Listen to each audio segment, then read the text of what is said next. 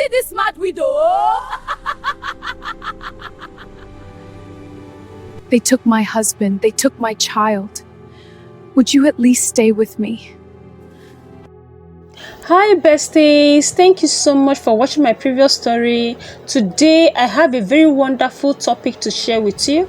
It's a story about the widow who spoke to trees. But before I continue, please kindly hit the subscriber button and also turn on your notification bell to be notified whenever I post interesting story. Kindly sit tight, sit pretty, grab your popcorn and enjoy this beautiful tale. So let's go back to the story.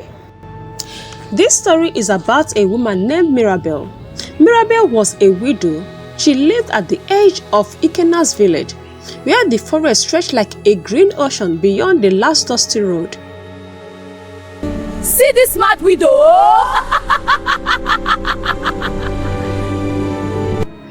The villagers called her mad, a widow since her youth. Her husband, Carlo, had died tragically in a river accident, leaving her alone with their only daughter named Amara. But Amara had been taken from her too, claimed by a sudden fever that left Mirabel broken and silent for months.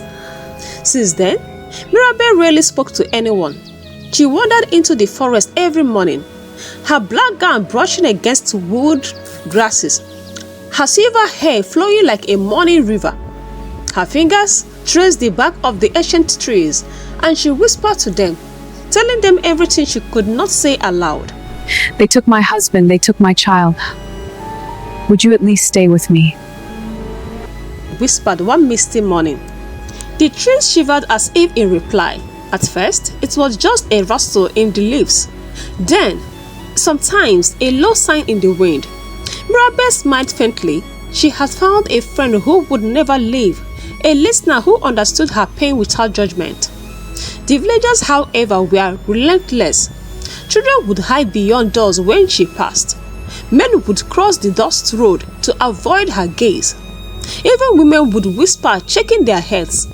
The widow is mad, they said. She talks to trees like they are people. Mirabel no longer cared. The forest was her world, a place where sorrow could be spoken aloud, and silence would answer in kind. Then one evening, as the sun belled red across the horizon, Mirabel sat beneath an ancient Iroko tree, one that legend said had existed before the village itself. She closed her eyes and wiped, letting the tears flow freely. The earth beneath her was cold, damp with the scent of moss and fallen leaves. She spoke to the trees as she had never spoken before. Why did they take my Amara? Why did Carlo leave me alone in this world? I am tired of this pain. I am tired of being unseen. Then it happened. The forest answered. A soft wind rose, moving through the branches like 1,000 invisible fingers caressing her face. The leaves rustled in unison, forming patterns that seemed like symbols, like messages she could almost understand. A falling branch shifted and pointed towards the clearing, where the river sparkled in the last light of day. And that sparkle, Mirabel saw something impossible, the faint outline of a small child. Her heart leaped. The next day were strange and wonderful.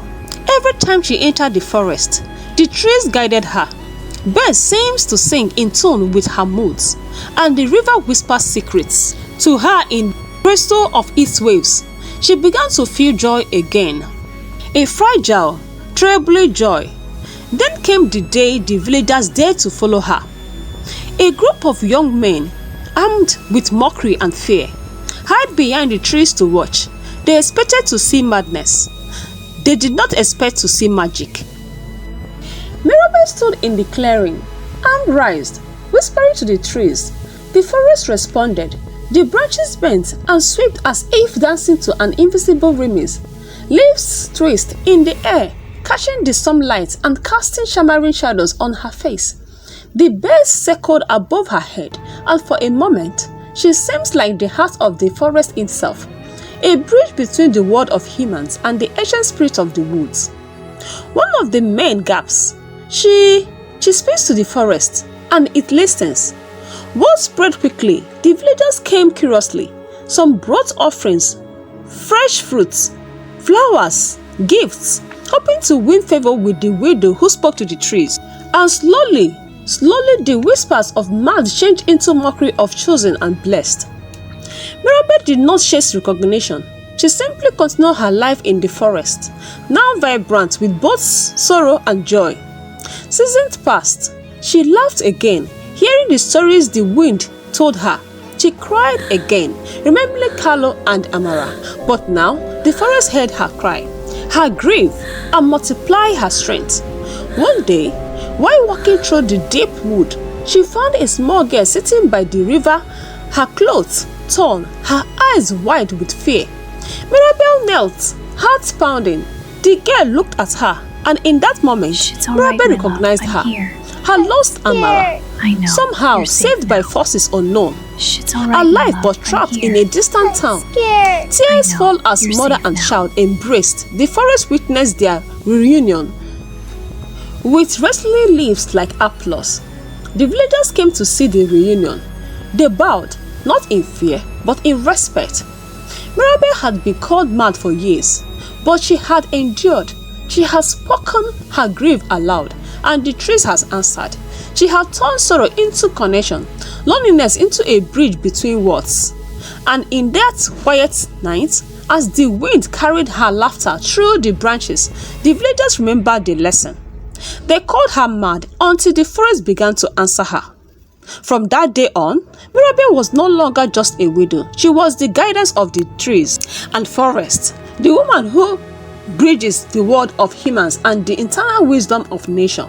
A story told for generations, in whispers and tears and laughter, in every rustle of leaves in Ikena's village. Dear viewers, if this story touches you, please don't forget to like, share and subscribe.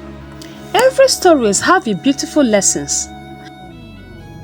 Moral of this story: when pain is ignored or buried, it can grow into something destructive. Healing is better than revenge. How we treat people when they are vulnerable says more about us than status ever will. Choose kindness over cruelty. Every action has consequences, even when no one seems to be watching. Discipline protects us. Revenge may feel powerful, but it does not heal emotional wounds. Forgiveness frees the heart. Sometimes the quiet, hurting voice is the one we ignore. Fear can be a warning, but it can also reflect our own guilt. A clear conscience removes fear. Folktales preserve wisdom, culture, and moral instructions for generations. Stories are not just entertainment, they teach. True leadership protects the weak. Authority without empathy creates harm. Finally, many tragic stories begin with pride or humiliation, but pride destroys, humanity restores. Dear viewers, if this story touches your heart, please don't forget to like, share, comment and subscribe. And also turn on your notification bell to be notified whenever we post an interesting stories like this. Thank you. Bye bye.